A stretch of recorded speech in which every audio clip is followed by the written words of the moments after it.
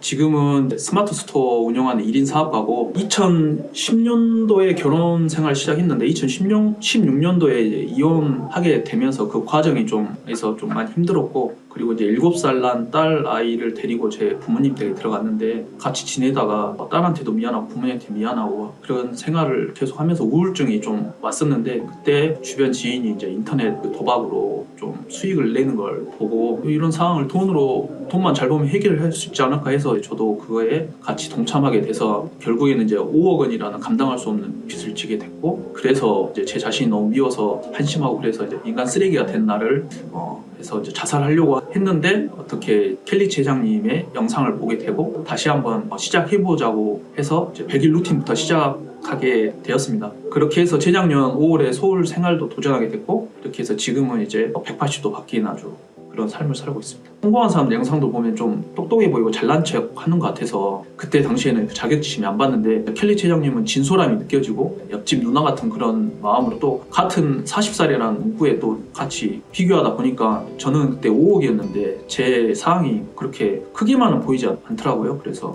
켈리 제장님께서 계속 할 수 있다고 하고 그 영상을 그때 한 넉넉 한 5시간은 넘게 거의 다 봤던 것 같아요. 그래서 그때 결론 내렸던 거는, 그러면 죽기 전에 딱 100일만 켈리 제장님께서 루틴 이야기 하셔가지고 100일만 루틴 한번 해보자. 그래서 이제 100일 동안 해야 되니까 너무 무리하게 하지 말고 할 수 있는 건 일수 정도만 100일 동안 해보자 했는데 이런 기적이 일어났습니다. 처음에는 사실 잘 못 느꼈어요. 이게 그냥 그런가 보다 했는데 100일 동안 하기로 결단했으니까 하는데 한 2주 정도 지나고 나니까 제가 완전히 좀 도전을 하고 싶은 사람으로 변하는 게 점점 느껴지더라고요. 40살까지의 생활은 이미 끝났다. 빚도 이제 5억이나 있었으니까 아예 밑바닥부터 그냥 다시 시작하자. 다시 이제 리셋하는 마음으로, 회장님도 그러셨지만 환경을 바꾸라는 그런 가르침이 있어서 환경을 바꾸고 큰 꿈을 펼쳐나가야겠다고 생각해서 이제 환경을 바꿨고, 올라오면서는 이제 환경을 바꿔야 되니까 성장하는 사람들을 곁에 두려고 했고, 근데 되게 감사하게 켈리스들이 주변에 많이 계셔서 제가 또 직접 찾아가서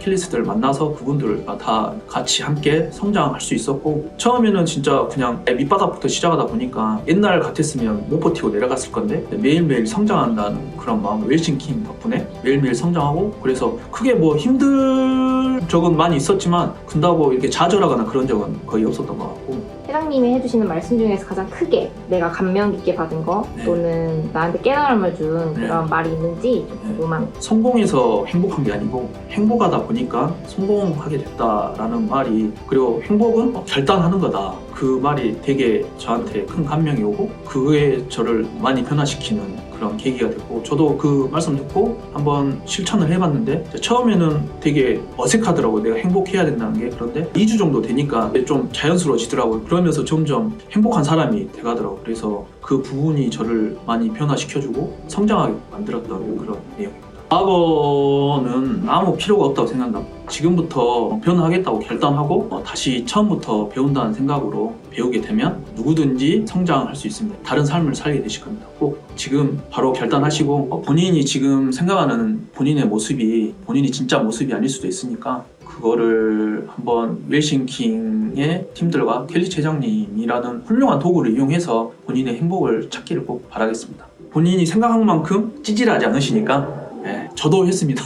할 수 있습니다, 다들. 부산에서 화학회사를 하고 있는 주식회사 럽스킨 대표 최용준이라고 합니다. 저는 48세에 사업을 시작했습니다. 혹시 사업 초창기에는 어떠한 이런 좀 우여곡절들이 있었고 좀 어떻게 극복하셨는지. 500만 원 보증금에 월세 25만 원짜리 오피스텔을 이용해서 개발을 하다가 그게 경매로 넘어간 거예요. 주인이. 그러면서 제가 개발할 곳은 없다 보니까 집에 아파트 베란다에서 37층 아파트 베란다 문을 활짝 열고 거기서 액상 고무를 만들고 그 다음에 코팅을 하고, 그렇게 그때 만들었던 게 이제 이런 식으로 이제 액상 고무를 만들고 코팅을 해서 제품을 만들고, 저는 상상할 때 그냥 단순히 부동산을 팔거나 이렇게 할 때도 단순히 판다고 생각하지 않고 이 끌어당김 때문에 돈이 들어온다고 생각하거든요. 그게 바꿔서 계약금이 들어온다. 그런데 계약금이 어떻게 들어오냐? 제가 그 부동산 문을 열고 오른손으로 문을 돌리고 왼쪽에는 가방을 들고 있고 가면 계약 매수하시는 분이 앉아 있고 제가 인사를 하고 자리에 앉아서 내가 도장을 꺼내고 도장을 찍고 사인을 하고 그리고 이제 돈이 입금되는 그런 상상을 굉장히 디테일하게 하다 보면 마음속에 팔렸다 이렇게 기분이 갑자기 좋아지는 거예요. 그때부터는 이게 모든 것들이 제가 생각했던 것들이 많이 이루어지더라고요. 끌어당김의 법칙을 가장 먼저 해보고 실제로 이게 좀 되는구나 느낀 거는 언제였을까요? 얼마 전에 1월 달에 사랑하는 어머니가 돌아가셨어요. 사실 이제 사람이 돌아가시고 나면 한 2시간 정도 귀가 열려 있잖아요. 그래서 여러 가지 이제 어머니한테 이야기도 해주고 그리고 이제 어머니한테 내가 이제 좀 하고 싶은 이야기들 내가 원하는 것들 이런 것들을 했는데 그날 저녁에 갑자기 전화가 오는 거예요. 한 1년 동안 팔려고 했던 안 팔리는 상가가 있었거든요. 그런데 문자가 들어오는 거예요. 계좌번호로 보내라고. 그 계좌번호로 보냈더면 돈이 계약금이 들어오는 거예요. 그때 놀랬었고 그때 이 세상은 진짜 끌어당김이 있구나. 내가 상상하는 게 미래가 아니고 현실이구나. 이게 느껴졌습니다. 그리고 이제 개발하기 전에는 생각을 한번 하고 어떤 제품에 대해서 접착에 대해서 이제 이런 케미칼적으로 생각을 하고 갑자기 아이디어가 떠오르면 또 작업을 하고 그렇게 이제 끌어당김을 일상생활하고 같이 하는 것 같습니다.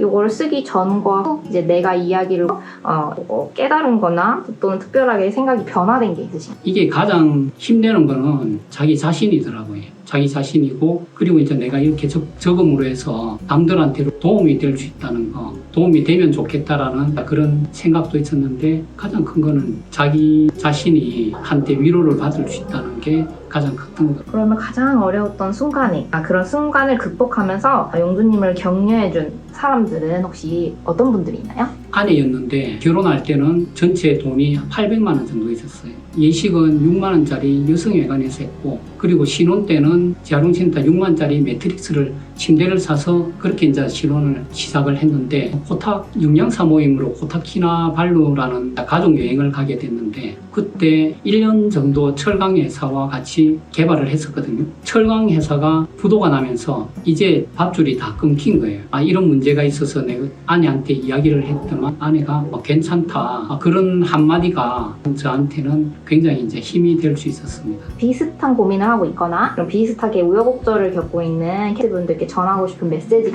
또는 조언이 있는지 좀 궁금합니다. 저는 포기하지 않으면 실패는 없다고 그렇게 생각을 합니다. 그럼 생각하라 그러면 이루어진다라는 말이 있듯이 좋은 생각을 하면 좋은 게 이루어지고 나쁜 생각을 하면 나쁜 것들이 오거든요. 그래서 항상 좋은 생각하고 그리고 행복한 생각을 한다면 반드시 잘 되지 않을까 그렇게 봅니다.